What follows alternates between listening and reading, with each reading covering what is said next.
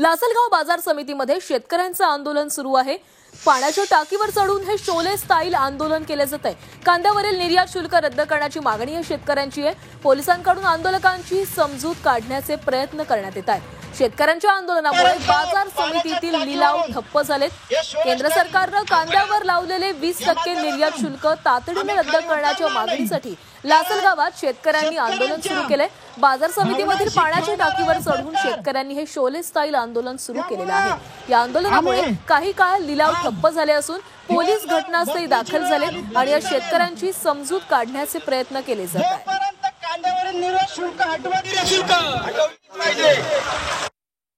20% निर्यात शुल्क नाहक का लावून धरले?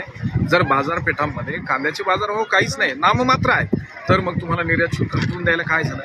कांद्याचे बाजारभाव 25, 30, 35 रुपयापर्यंत गेल्याने काय असा मोठा फरक पडणार आहे? परंतु त्यावर बोलणारे कोणी नसल्यामुळे अधिवेशन काळही आहे। सभागृहामध्ये हा विषय चर्चेला गेला पाहिजे। राज्यानं पुढाकार घेऊन केंद्राकडे शिफारस केली पाहिजे की आमचं असलेलं निर्यात शुल्क हटवलं पाहिजे आणि ते हटवण्यासाठीच म्हणून शेतकऱ्यांनी या ठिकाणी उद्रेक केलेला आहे। तर कांद्यावरील निर्यात शुल्काविरोधात शेतकरी आक्रमक झालेले आहेत। आंदोलनामुळे आता कांदा लिलाव देखील ठप्प झालेत। घटनास्थळी पोलीस दाखल झालेले आहेत आणि पोलीस या शेतकऱ्यांची समजूत काढण्याचा प्रयत्न करतायत। पाण्याच्या टाकीवर चढून शेतकऱ्यांचं शोले स्टाईल आंदोलन सुरू आहे। या संदर्भात अधिक बोलत आमचे प्रतिनिधी सुदर्शन किल्लारे आपल्यासोबत जोडले गेलेले आहेत। सुदर्शन, कांद्यावरील निर्यात शुल्काविरोधात हे शेतकरी आक्रमक झालेले आहेत। आता शेतकरी पाण्याच्या टाकीवर चढून आंदोलन करतायत। पोलीस कशा प्रकारे त्यांची समजूत काढतायत? खरं आहे, प्राची गेल्या काही दिवसांपासून नाशिकच्या बाजारपेठांमध्ये कांद्याची आवक मोठ्या प्रमाणावर होत आहे। त्यामुळे कांद्याचे दर हे सातत्याने पडझड होत आहे।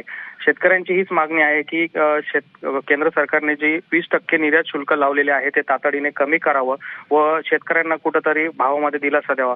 मात्र वारंवार आंदोलन करून सुद्धा सरकार याची दखल घेत नसल्यामुळे आज सकाळी लासलगाव येथे कांदा निलाव ज्यावेळेस सुरू झाले त्यावेळेस कृषी उत्पन्न बाजार समितीच्या आवारात असलेल्या पाण्याच्या टाकीवरती शेतकरी चढले। यामध्ये प्रहार शेतकरी संघटनेचे शेतकरी होते, छावा क्रांतीवीर संघटनेचे शेतकरी होते आणि शेतकरी प्रतिनिधी होते।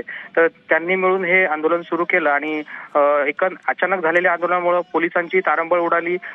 मार्केटमध्ये अचानक लिलावही बंद पडले। मात्र आता सध्या पोलीस घटनास्थळी दाखल आहेत आणि आंदोलकांची समजूत घालण्याचा प्रयत्न सुरू आहे। धन्यवाद सुदर्शन, तुम्ही दिलेल्या सविस्तर माहितीसाठी।